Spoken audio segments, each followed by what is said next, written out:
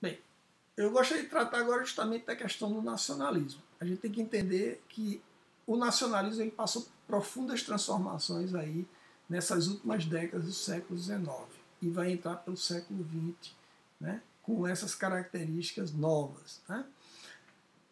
A gente vai perceber o seguinte: se a gente, olhando assim a história de hoje para trás, né, a gente colocaria uma questão importante, né? O que teria levado justamente essas potências europeias, né, a justamente aumentar suas tensões e encaminhar para uma guerra de proporções mundiais, né?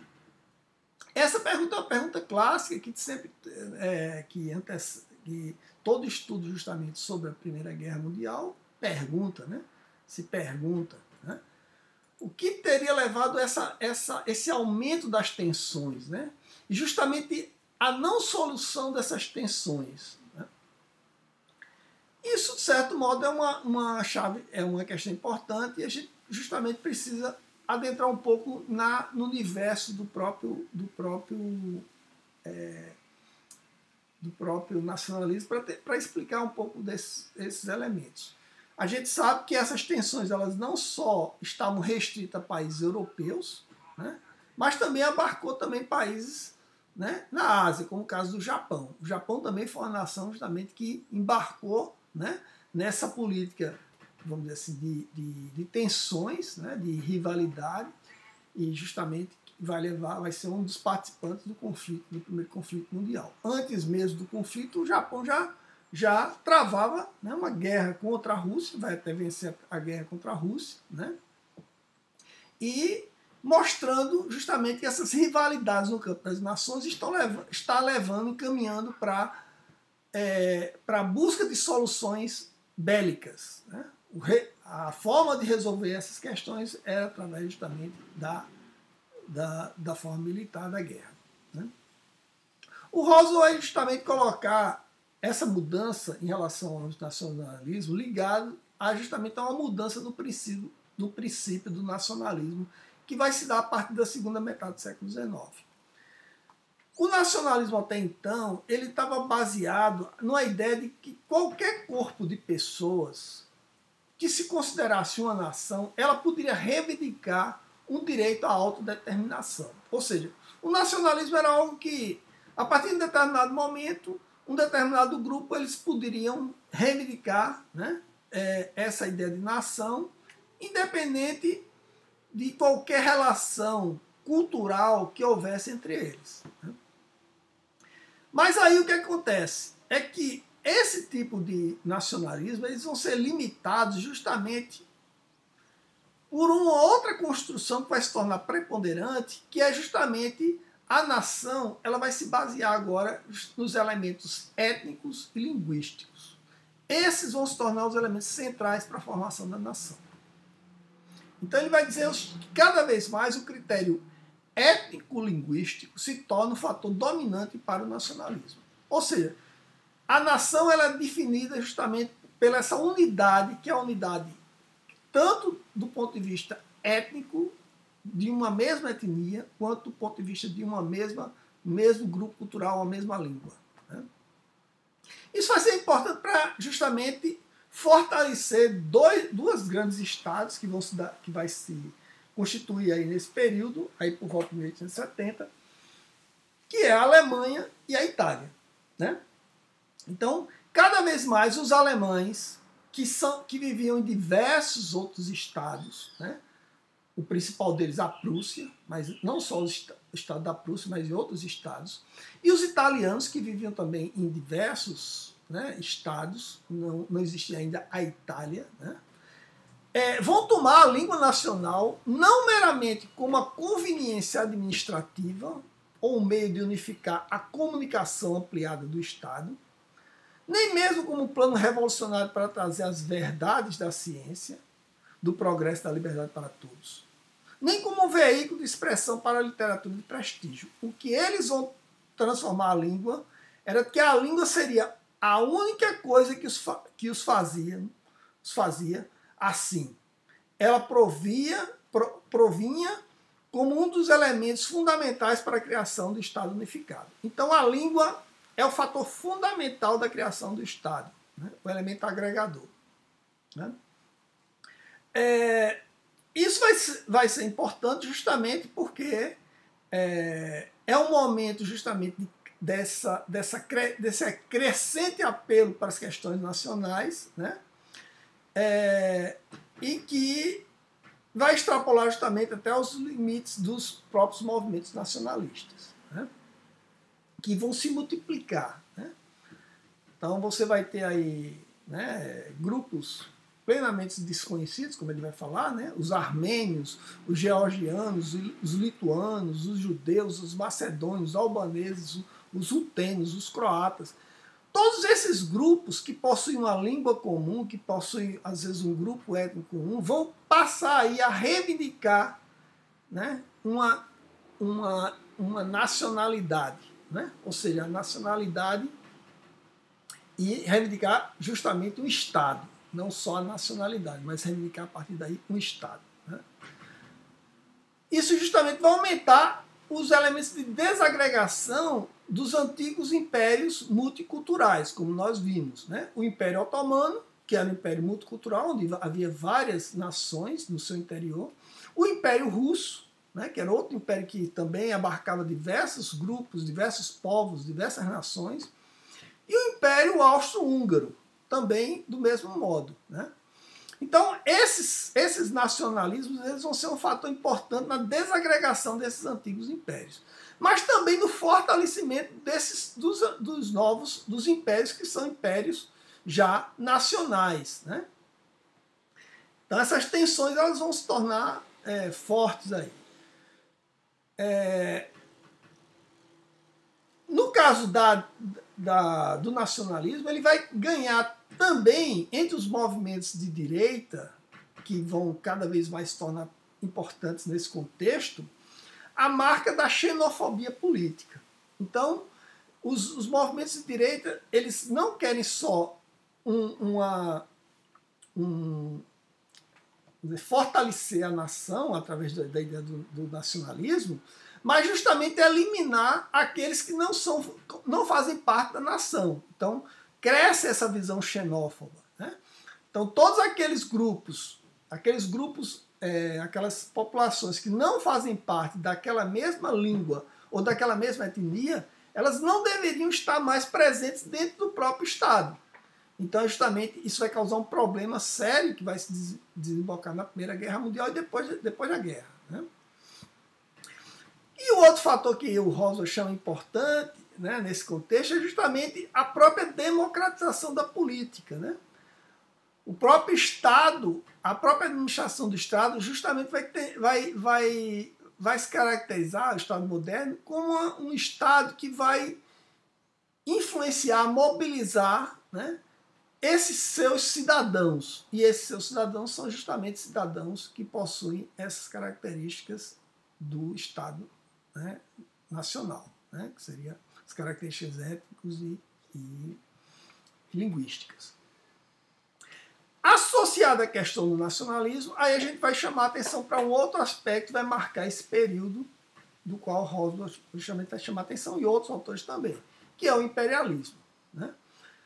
O que vai se constituir o imperialismo? O imperialismo é um fenômeno que vai marcar, né, o período, né, em que vai haver uma grande expansão violenta, né, por parte de alguns estados, né, ou de sistemas políticos análogos, né, em várias áreas territoriais, né, influenciando através de uma influência direta ou às vezes uma influência indireta, estabelecendo formas de exploração econômica sobre esses estados dominados. Né? Isso aí, grosso modo, seria o imperialismo. Esse fenômeno ele vai ocorrer aí entre 1880 e 1914, né? Ou melhor, ele vai se estender, né, até 1845, né, por aí.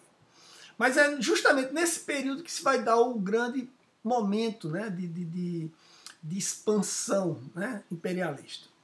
A maior parte do mundo seria dividida em territórios sob o governo direto ou indireto de estados, principalmente a Grã-Bretanha, a França, a Alemanha, a Itália, a Holanda, a Bélgica, os Estados Unidos e o Japão.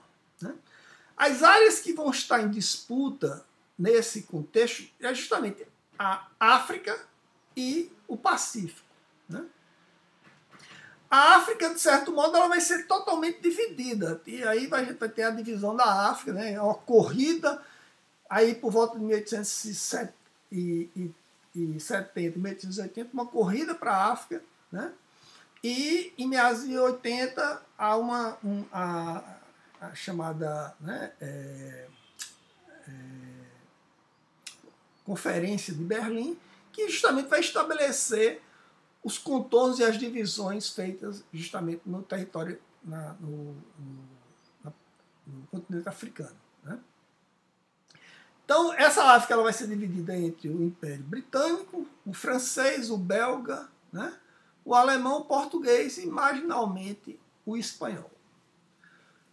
Por outro lado, o Pacífico também vai ser uma área de grande disputa, né? Entre britânicos, franceses, alemães, holandeses e norte-americanos. Né? E a Ásia que vai se tornar uma área, pelo menos em algumas regiões, né? Uma área mais ou menos, uma extensão mais ou menos independente, apesar de que vários, sobretudo no Oriente Médio, né? A gente já viu, vai ter uma incidência, né? Uma presença tanto francesa quanto inglesa nessa região, né? E é isso. No caso do Pacífico, né, e os próprios Estados Unidos, eles, de certo modo, vão chegar. O próprio Estados Unidos ele entra um pouco atrasado nessa política de expansionista, né, imperialista, né? O Roswell diz assim: só a América não foi substancialmente afetada por esse processo de divisão. No caso, a América, o continente americano. As únicas regiões conquistadas pelos Estados Unidos foram Porto Rico e o Canal do Panamá. Né? Claro que os Estados Unidos vai tentar manter justamente uma zona de influência e vai, durante muito tempo, né, ter um papel importante nesse processo, até hoje, né? Mas o que define a questão do imperialismo nesse contexto é justamente uma ocupação que se dá nesses territórios. Né? Então, de certo modo, a América preservou os estados que existiam, né? Os estados continuaram independentes, né? De algum modo, né? Com uma certa autonomia. Bem, seguindo o Robson, né? Um autor de época que vai justamente estabelecer uma ideia, uma interpretação sobre esse processo do imperialismo, o Roswell chama atenção para fatores econômicos do imperialismo. O que teria levado essas nações justamente a essa expansão? Né? E ele vai justamente associar o desenvolvimento tecnológico. Né? Esse momento seria marcado pela segunda revolução tecnológica. E essa revolução justamente ela vai ser impulsionada por novas matérias-primas e novas fontes de energia que vão demandar, né, uma interferência maior sobre essas regiões. Né? Então, essa demanda tecnológica ela vai se dar justamente em algumas matérias-primas, como o petróleo, a borracha, o cobre, os metais preciosos, como o ouro e o diamante. Também há um crescimento, isso é uma das explicações do próprio Robson, que o Roswell vai retomar, né? Há um crescimento do consumo de massas nos países metropolitanos. Esse consumo das massas justamente vai demandar, né, a busca por fontes de fornecimento de alimentos. Né? Por exemplo, cereais, carnes, bens coloniais, né, como o café, o chá, o açúcar, o cacau, frutas tropicais, entre outros. Então, esses seriam fatores importantes para a deflagração, né, do próprio imperialismo, fatores econômicos. Né? Depois, outros autores vão acrescentar justamente a questão financeira. Né? A ideia justamente de que havia um grande volume de capital na Europa e era necessário que esses capitais eles justamente fossem para essas regiões. Isso era um fator também de ocupação dessas regiões, né, do ponto de vista econômico. Veja só, esse tipo de argumento é um argumento muito usado ainda hoje, né, e que, de certo modo, a gente tem que olhar com alguns cuidados. Né? Outros estudiosos eles justamente vão chamar a relação entre o imperialismo e a questão do nacionalismo. Né? Como nós já frisamos, né? Esse é um período em que os nacionalismos eles vão se tornando cada vez mais, vamos dizer assim, mais radicais, estridentes, né? Chauvinistas, que é o termo utilizado. Né? Então, as tensões entre as nações elas vão se tornando cada vez mais fortes. Então isso vai criando justamente um caldo que vai alimentando essas disputas e justamente a busca por áreas de influência de cada país. Né? Mas existe uma linha de pensamento, uma linha de interpretação, né, uma teoria que tem explicado o imperialismo por outros fatores. Um deles é o chamado princípio da razão de Estado. Né? Então, ele se difere dessas interpretações anteriores, porque as interpretações anteriores elas focam muito na estrutura interna dos estados, ou seja, as estruturas internas do próprio estado, as demandas econômicas, sobretudo, que impulsiona os estados a assumirem essa política expansionista. Né? E esses autores, esses vários teóricos, eles vão dizer que não é bem essas estruturas internas que demandam essa política do Estado, essas políticas externas do Estado. A política externa do Estado ela teria sua própria autonomia, ela não estaria vinculada.